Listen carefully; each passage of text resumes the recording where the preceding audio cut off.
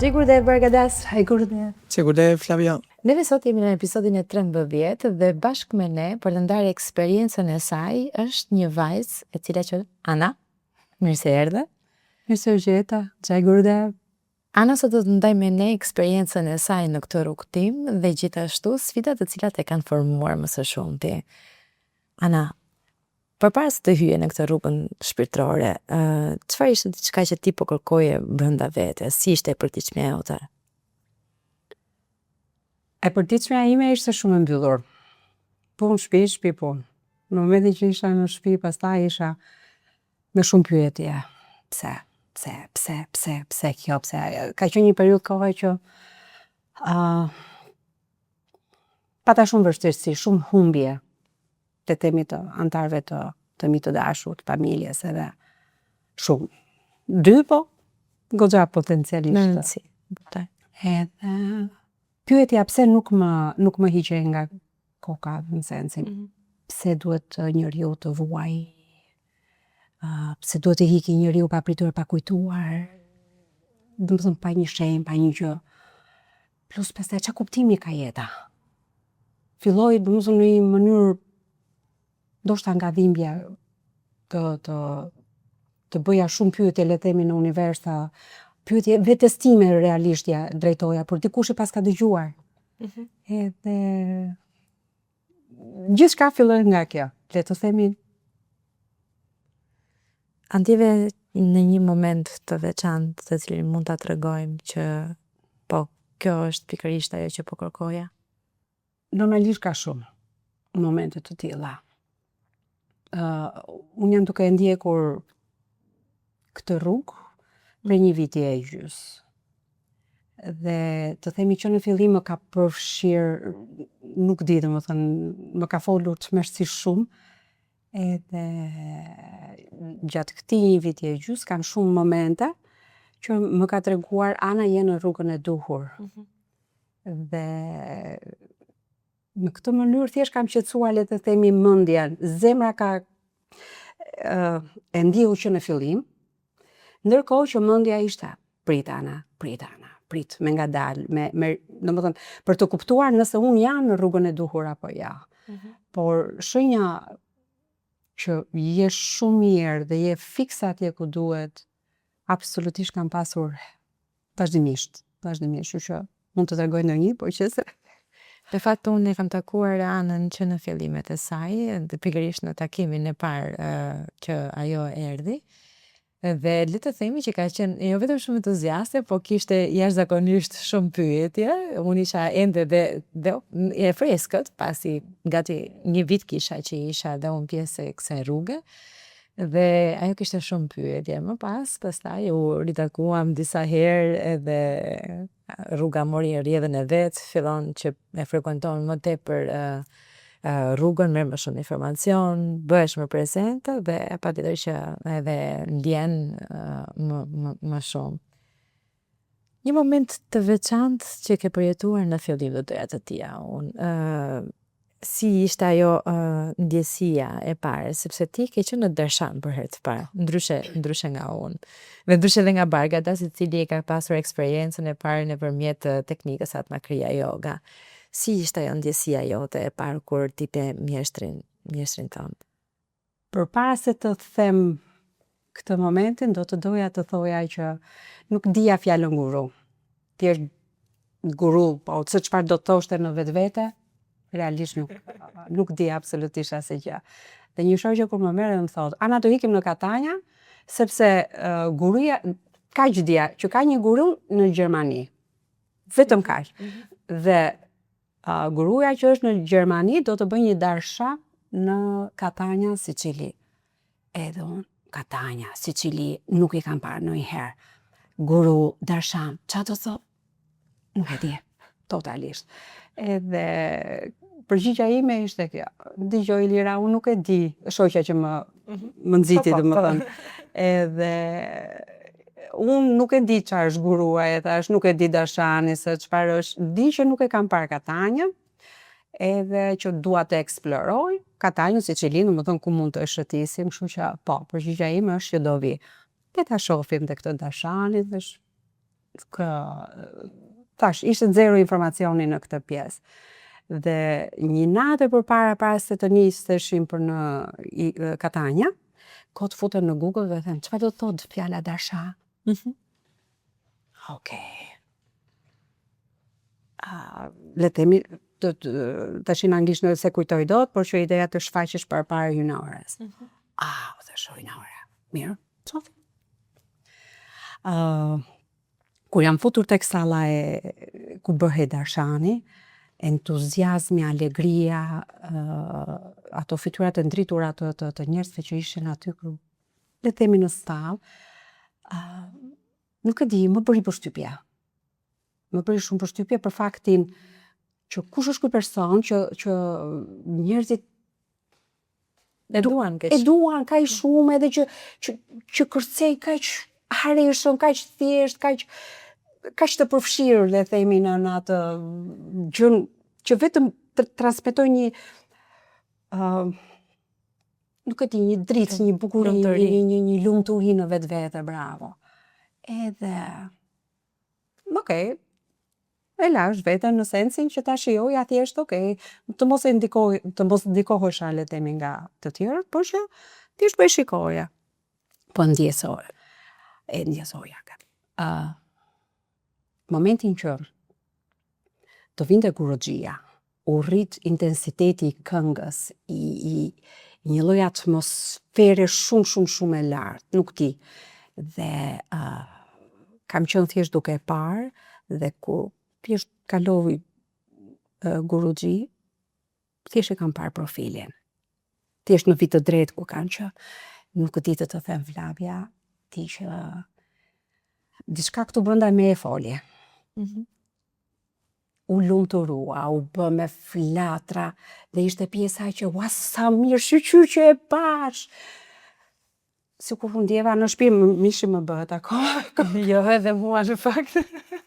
Unë e mbaj më që ai ka qenë edhe për mua një nga darshanet më të bukura që kam përjetuar deri më sot, se shpresoj që të ketë edhe shumë të tjera më pas.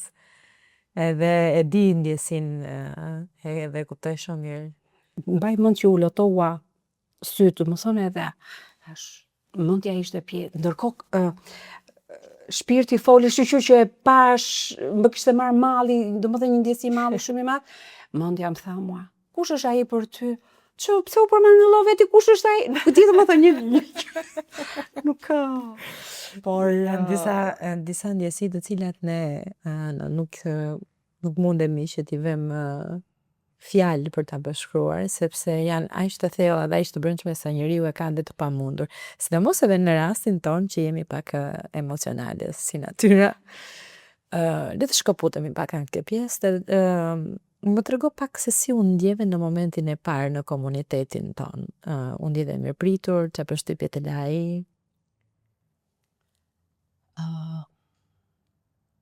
E ke fjalën për komunitetin e Tiranës apo në tërësinë e vet në Darshan? Jo, flasim për komunitetin që je në kontakt, që jemi ne. Ne, absolutisht shumë. Jo unë, po ne.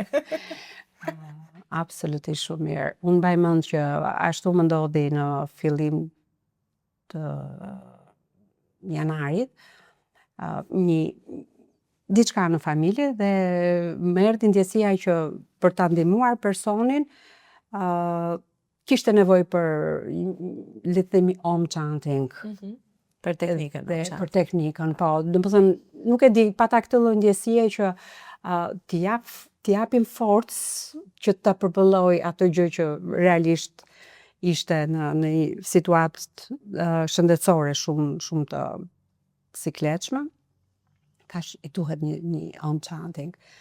Përsëri shoqja ime Ilira më merr në telefon, Ana si që shtek është situata, edhe ajo vetë më thot, Ana, a mund që të propozoj të më thënë një home chanting? Ilira po i thash absolutisht po, të lutem, sepse e ndjeja ndërkohë që i duhet diçka e tillë. Edhe kur a propozoi të qendra, të gjitha ishin po, dhe aq janë prekur. Domethënë gatishmëria e të gjithë dhe pa më njohur fare. Domethënë unë kisha parë në Darshan, le të themi Flavia, Kamakshin, Pranverën, domethënë jo të gjithë, po nga që ishin të gjithë fytyra të reja për mua nuk arrija do nuk i kisha njojtur më përpara, këtë dua të them edhe më preku, emocionalisht po më preku dhe unë ndjeva, le të themi, e përfshirë që në fillim, edhe pse nuk më njihni. Kështu që rrugtimi, le të themi, u hap kështu me një lloj mirëpritje, nuk di, shumë e bukur, shumë mikpritse, shumë e dashur. Në fakt, të gjithë ne edhe jashtë mureve të komunitetit e kemi shumë me prioritet kur dikush pyet apo shohim që ka nevojë për ndihmë, se thjesht bën një pyetje, çfarë është ajo gjëja që ti po ndjek, sepse të shikoj dhe më dukesh shumë e lumtur, unë direkt kam dëshirën që të ndaj dhe t'i mirëpres, dhe jo vetëm unë, jemi të gjithë shumë të gatshëm për të ofruar qoftë dije, qoftë eksperiencën tonë, qoftë edhe ndihmën tonë. Ana, kush kanë qenë dyshimet e para që ke pas në lidhje me këtë rrugë dhe diçka që ndodhi që ti ndryshoi ato më pas? Dyshime. Thjesht dyshimet mendoj unë sot që ishin pjesa e mendjes nëse jam në rrugën e duhur apo jo. Ndërsa në gjithë këto vite të jetës time kam qenë në kërkim të diçkaje shpirtërore. Vinte një moment dhe më bënte një si blokadë, domethënë nuk më tërhiqte më, nuk më rezononte më. Ja kuptoj. Ndërkohë që këtu, që në momentin e parë që e pash Guruxhin, ajo folja, ajo ndjesia që u bëra si me flatra ishte, nuk di të thot Ana, shumë e fortë, shumë e fortë. Çfarë unë kuptova në sekondë është, okay, përderisa foli shpirti, është diçka për te e saj të dukshmes. Çfarë duhet të bëj është që duhet jo të qetësoj mendjen, po le të themi të bind mendjen që shiko se jemi në rrugën e duhur dhe nuk kam bërë gjë tjetër për gjatë këtyre 1 vite e gjys, i kam dhënë vetes time, mendjes time konkretisht, atë kohën e nevojshme dhe provat që kanë ardhur gjatë këtyre muajve, ato prova që mendja ime ka nevojë ose kishte nevojë për të bindur që shiko se je në rrugën e duhur. Je atje ku je dhe je në shtëpi. Domethënë ndjesia e shtëpisë është shumë e bukur. Pakën për mua. Ajo është ndjesia më e theksuar që mjeshtri jon na përcjell dhe ne ndjejmë edhe e kemi të përjetuar, kështu që nuk kemi më fjalë për të shpjeguar, po një mësim të Guruxhis i cili vërtet të ka ndikuar dhe të ka ndryshuar, që të ka bërë një klik të veçantë. Ai ndan të shumë është mësime për ne. Ne jo të gjitha kemi mbretësinë apo jemi në momentin e duhur për t'i kuptuar. Por ka disa gjëra të cilat na prekin më së shumti dhe lën shenja, ose është pikërisht ajo brendësia jonë që ka nevojë për një gjë të caktuar që na le edhe shenja. Si ka qenë për ty kjo? Kush ka qenë një mësim i tij? Mbaj mend në një ndër dashanet që kam qenë. I bie në pjesën e fillimit. Përveç pjesës që the kisha shumë pyetje, po, më bëri përshtypje se Guruxhia po theksonte aq fort çant për mantrën. Po duhet të çanti 1 orë. Dhe njerëz, domethënë mënyra se si ai thoshte pjesën e çant të mantrën, domethënë nxitja që u bënte njerëzit, më bëri përshtypje, thash, tani ky po më frenon, jo për të më nxitur. Mbaj mend që kam shkuar në ashram, kam folur me Kamakshin, i thash, dëgjoj Kamakshi, ka një gjë që nuk shkon këtu. Tha mua, ase kesh Pse duhet ta ketë në këtë lloj intensiteti tërheqje të vëmendjes, domethënë të ta fokusoj atë kokën këtu. Nuk e di pse më bën të përshtypje në presion si jo tamam në presion. Domethënë, por e tërhiqte ai shumë vëmendjen në një pikë, sa më bëri përshtypje, nuk di, domethënë pjesa tjetër nuk është e presion, por deri diku do thoja që kjo lloj tërheqje vëmendje kaq e madhe është midis limitit të një gjëje të pranueshme dhe një presioni. Dhe jo tamam presion, realisht. Edhe po se duhet ajo e shkret filloi të shpjegoj, domethënë se çfarë qysh duhet ishte pjesa e. Nuk ka kaluar një javë.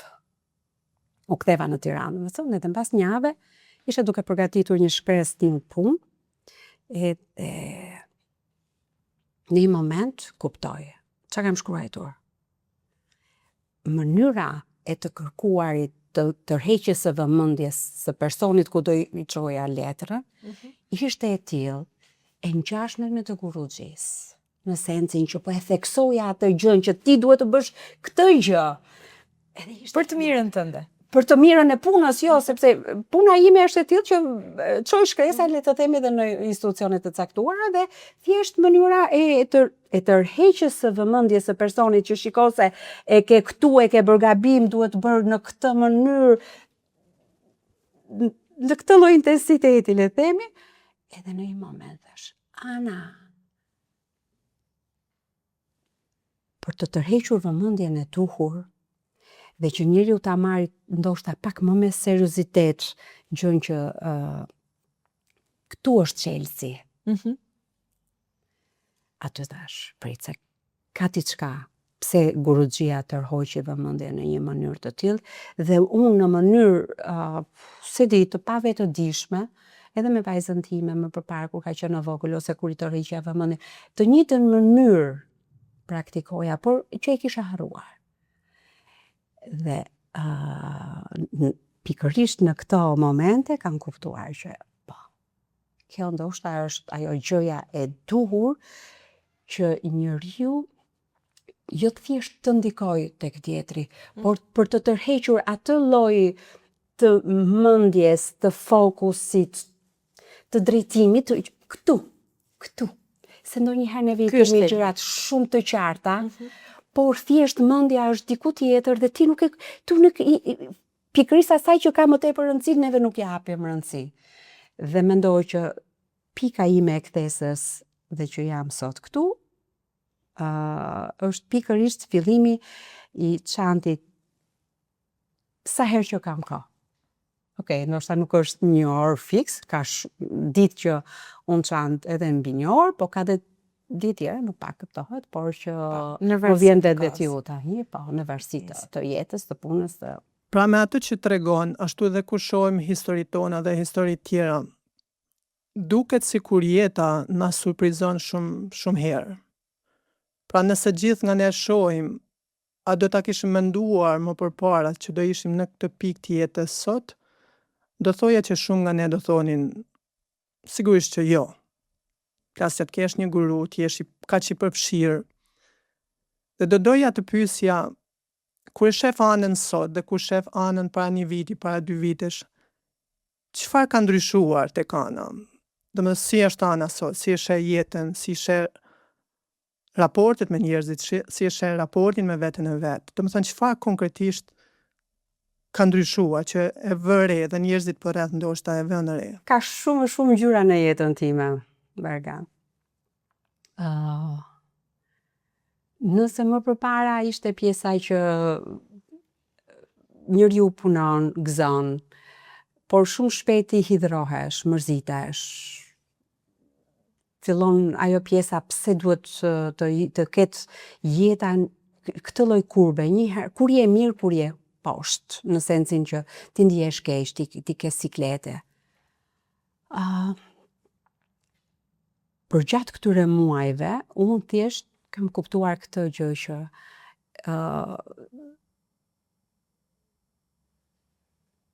kemi veten tonë në dorë. Drejtimi i guruxhis thjesht na ka futur në drejtimin e duhur. Për të kuptuar që jeta është shumë e thjeshtë, siç e komplikojmë neve me mendimet, le të themi, me situatat e ndryshme në të cilat të gjithë përballemi në mënyrën e tyre. Absolutisht jeta ime ka ndryshuar. Mënyra e parjes së jetës time dhe të njerëzve përreth absolutisht ka ndryshuar. Për mirë kuptohet. Ka shumë më tepër optimizëm se ç'kam pasur. Mendoj që kam qenë gjithmonë njëri pozitiv, por në këtë rast është shtuar shumë më shumë. Ngjyra absolutisht shumë më shumë. Nuk e shikoj më jetën, le të themi, thjesht bardhë e zi, por më të kompletuar. Çfarë mendon që është ndryshe? Po themi sepse sot bota na ofron shumë opsione. Pra ka kurse nga më të ndryshme, ka trajnime ka më ndryshme, ka materiale nga më të ndryshme, pra se si ta përmirësojmë cilësinë e jetës. Dhe çfarë është ndryshe në rrugën shpirtërore? Çfarë është ndryshe kur ti takon një mjeshtër shpirtëror? Si mendon, duke lidhur me eksperiencën, çfarë vërtet po ndodh me ty çdo ditë jetës tënde? Mësimet e guruxhis mua thjesht më kanë kanalizuar në rrugën e duhur për të kuptuar se si kjo jetë funksionon. Për të parë përtej kësaj bote, le të themi, materiale, që ka shumë shumë. Përtej asaj që perceptojmë, që prekim, që ndjejmë. Ana, po njerëzit që ke pasur afër, shoqëria, familjarët, si kanë reaguar ndaj këtij ndryshimi të ndit? Më shikojnë më të qeshur, më të lumtur, më të gëzuar. E kanë pranuar, do të thënë. Po, mendoj, kam pranuar. Përderisa kam pranuar unë vetë.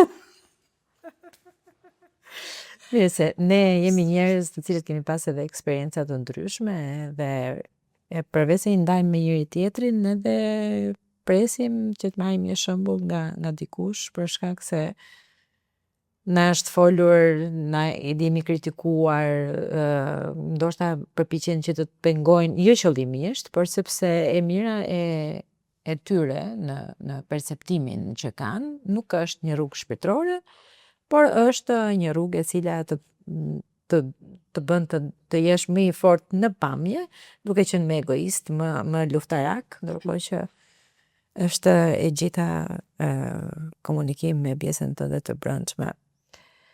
Ana, unë kam dëshirë, duke qenë se ti le të themi që ke qenë një ndër personat më të fundit që je bashkuar komunitetit tonë, dhe që si qenë edhe aktive, edhe kaq aktive, domethënë. Të doja që të më thoje diçka në lidhje me çfarë të sugjeroje dikujt që e ka zemrën e hapur dhe do të bëhet pjesë e kësaj rruge. Çfarë do të sugjeroje ti? Do t'i sugjeroja ato që unë bëra me jetën time. Ti merrte hapat të vegjël, të bindej dhe të ecste përpara. Dhe në momentin që e kupton që je në rrugën e duhur, absolutisht thjesht hidhu. Hidhu në sensin e gjës që hapen horizonte të tjera përpara atëherë.